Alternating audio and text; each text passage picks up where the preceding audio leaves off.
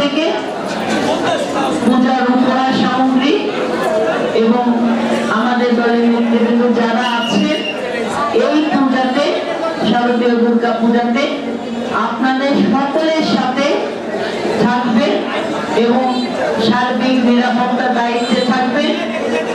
একই সাথে আইন শৃঙ্খলা বাহিনীর যারা আছেন তাদেরকেও সার্বিকভাবে সহযোগিতা করার জন্য আমরা দফায় দফায় বসেছি এবং আমরা বিশ্বাস করি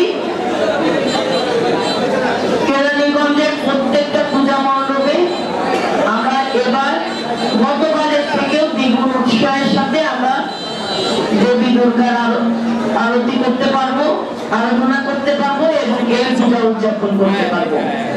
আমি কি আপনাদের সবার কাছে একটু শুনতে চাই যে আপনাদের ভিতর কি কোনো ভয় ভীতি কাজ করছে কিনা পূজাকে সামনে রেখে?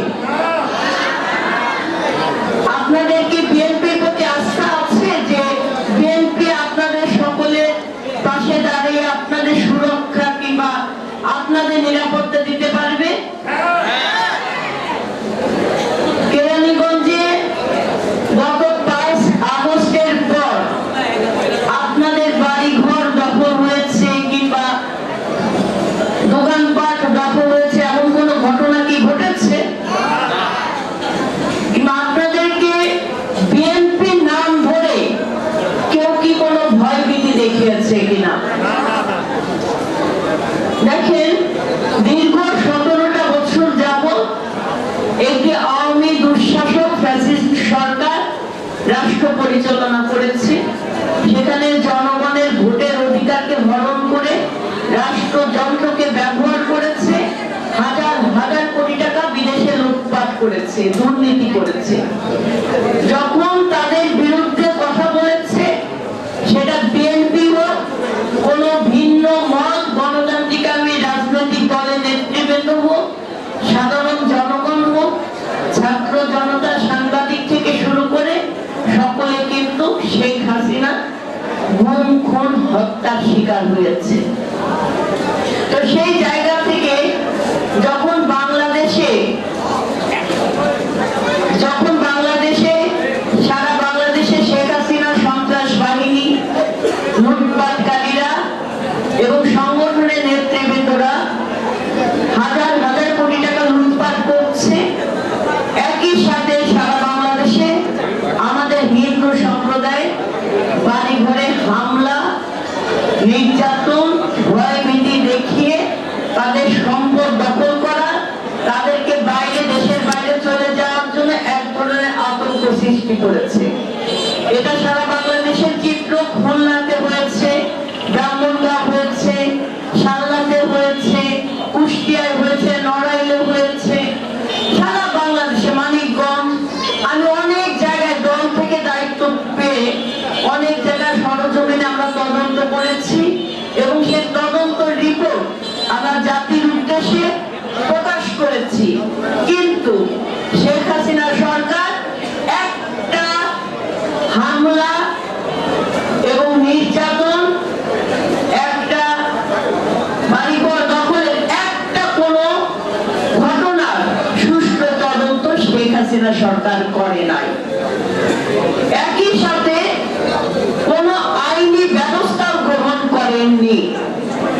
আজকে এই আওয়ামী লীগ বারবার করে বলেছে, আওয়ামী লীগ যখন ক্ষমতায় থাকবে না তখন হিন্দু সম্প্রদায়ের মানুষরা বাংলাদেশে বসবাস করতে পারবে না।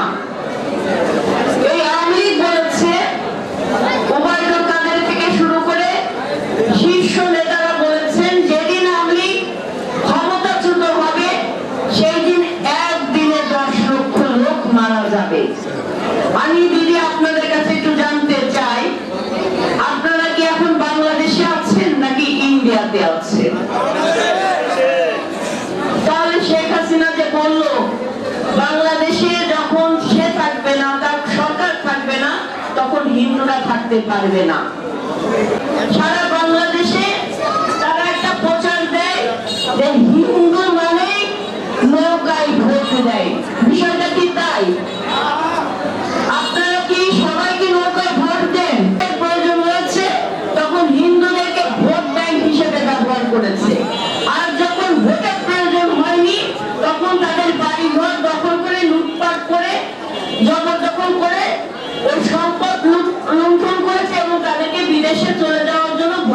দেখিয়েছে ইন্ডিয়ায় চলে যাওয়ার জন্য।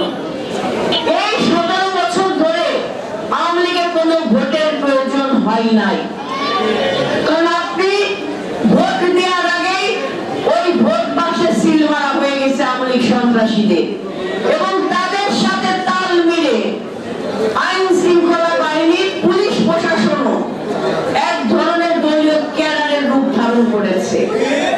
আজকে আপনারা, আমরা গণতান্ত্রিক, আমি একটি রাষ্ট্রে এখানে দাঁড়িয়ে আছি, আপনারা সবাই বসেন না, চেয়ারে বসেন। আমরা গণতান্ত্রিক, আমি একটি রাষ্ট্রে দাঁড়িয়ে আছি, স্বৈরাচার মুক্ত একটি রাষ্ট্রে দাঁড়িয়ে আছি। এখানে দাঁড়িয়ে থেকে আজকে আপনারা যেমন আমাদের সাথে কথা বলছেন, আমরা আপনাদের সাথে কথা বলছি, এটাই তো গণতন্ত্রের ধারা। কিন্তু এই 17 বছর যাবত এই ধারা কিন্তু সারা বাংলাদেশে বিরাজমান ছিল না।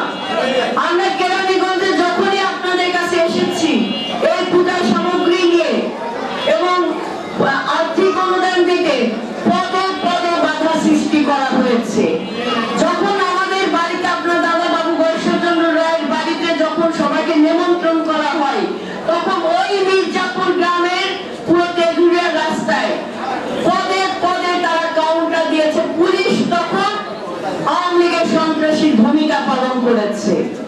কোন সাধারণ মানুষ থেকে শুরু করে আমাদের দলীয় নেতা কর্মী, তাদেরকে বাড়ি পর্যন্ত যেতে দফায় দফায় বাধা সৃষ্টি করা হয়েছে, গ্রেফতার করা হয়েছে। কার ইশারায়? নজরুল হামিদ বিপু সাহেবের ইশারায়। কার ইশারায়? ভূমিদস্যু শাইন চেয়ারম্যানের ইশারায়। এই আগানগরে দেবী দুর্গা যখন বিসর্জন দেয়া হয়, সেই বিসর্জন দেওয়ার ক্ষেত্রেও কিন্তু তারা বাধা সৃষ্টি করেছিল। প্রতিবাদটা কিন্তু আমরাই করেছিলাম সর্বপ্রথম বিএনপির পক্ষ থেকে। তাই আপনাদেরকে আমরা বলবো, আপনাদের কাছে আমরা কিচ্ছু চাই না, শুধু আপনাদের ভালোবাসাটা চাই, আপনাদের আস্থাটা চাই। আমরা এমন কাজ করতে চাই যেন জনগণ বিএনপির আর আওয়ামী লীগের ভিতরে একটা তফাৎ খুঁজে পায়। আজকে আপনাদেরকে প্রেক্ষাপট চিন্তা করতে হবে। শেখ হাসিনাকে কিন্তু কেউ জোর করে বিদেশে যেতে বাধ্য করে নাই। শেখ হাসিনা নিজেই বাংলাদেশ থেকে পালিয়ে ইন্ডিয়ায় চলে গিয়েছে। তাহলে আপনারা ভাবেন কতটা দুঃশাসন, নির্যাতন, নিপীড়ন করলে, কতটা দুর্নীতি, লুটপাট এবং আপনার অপকর্ম করলে একটা রাষ্ট্রের প্রধান দেশ থেকে পালিয়ে যেতে বাধ্য হয়। এগুলো আপনাদেরকে অনুধাবন করতে হবে। আমাদের নেতা, দলের ভারপ্রাপ্ত চেয়ারম্যান দেশনায়ক জনাব তারেক রহমান, আমাদের নেত্রী বেগম খালেদা জিয়াকে দফায় দফায় মামলা দেওয়া হয়েছে। মিথ্যা মামলা দিয়ে, একের পর একটা মিথ্যা মামলা দিয়ে কারাগারে আটকে রাখা হয়েছে খালেদা জিয়াকে, বৃদ্ধ বয়স পর্যন্ত। আজকে আমাদের নেতা দেশনায়ক জনাব তারেক রহমান বাংলাদেশের মাটিতে ফিরতে পারে নাই শুধুমাত্র শেখ হাসিনার প্রতিহিংসার কারণে। এখন কি তা আপনারা উপলব্ধি করতে পারছেন?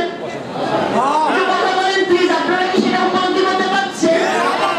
আপনাদেরকে আওয়াজ তুলতে হবে। এই কারণে তুলতে হবে, ইন ফিউচারে আবার যদি কোনো ভোটের সুযোগ যখন আসবে, যখন আপনি আপনার ভোট প্রয়োগ করে আপনার জনপ্রতিনিধি নির্বাচন করবেন, আপনার ওই জনপ্রতিনিধি যেন আপনার বিরুদ্ধে রাষ্ট্রযন্ত্রকে ব্যবহার করতে না পারে, তার জন্য আপনাদেরকে আওয়াজ তুলতে হবে।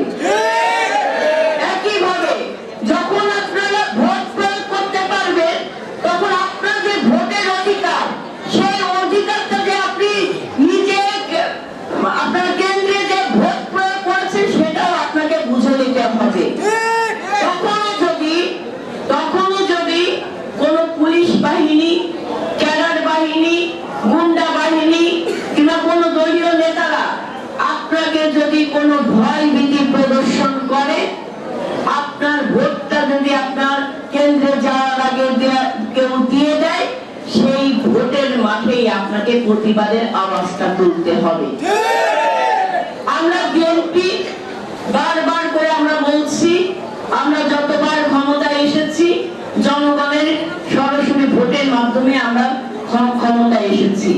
আমরা বিশ্বাস করি